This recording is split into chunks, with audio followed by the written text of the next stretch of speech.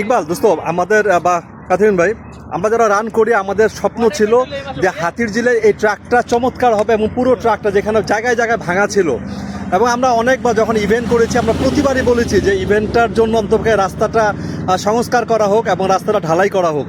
তো আজকে রান করার পর মনে হলো যে পুরো রাস্তাটাই চমৎকার হয়েছে। তোর অনুভূতিটা কি? আসলে ধন্যবাদ। আমি নিজেও কয়েকবার লাইভে এই কথাটা বলেছি যে সিটি কর্পোরেশন বা রাজুক যারা আছে দায়িত্বে তাদেরকে এটা দৃষ্টি আকর্ষণ করার চেষ্টা করেছি।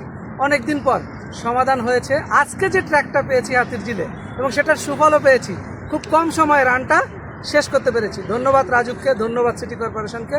ইনশাল্লাহ হাতিরঝিলের রাস্তাটা যেন আপনাদের চেষ্টায় সবসময় এরকম থাকে।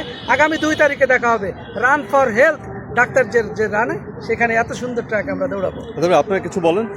আমি অনেক দিন হাতিরঝিলে দৌড়াই না, একটা কারণ ছিল বিভিন্ন জায়গাতে রাস্তা ভাঙা ছিল। আমরা লাস্ট একটা ইভেন্ট করেছিলাম প্রায় 6 থেকে 7 মাস আগে। আমার পাশাপাশি একজন দৌড়াচ্ছিল, উনি আসলে ভাঙা রাস্তায় পড়ে গেছিল। আমিও সেই ভয়েই মূলত এই হাতিরঝিলটাকে অ্যাভয়েড করেছিলাম।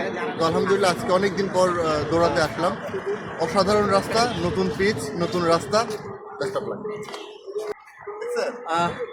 সত্যি তাই, হাতিরঝিলের যে ট্র্যাকটা এটা আমাদের আসলে অনেক দিনের স্বপ্ন ছিল, অনেক দিনের কল্পনা ছিল যে ট্র্যাকটা সত্যি সুন্দর হবে। জায়গায় জায়গায় যে ভাঙা ছিল এবং ভাঙার কারণে এমন কোনো ইভেন্ট নাই যে 2 থেকে 3 জন রানার ইনজুর্ড হয় নাই।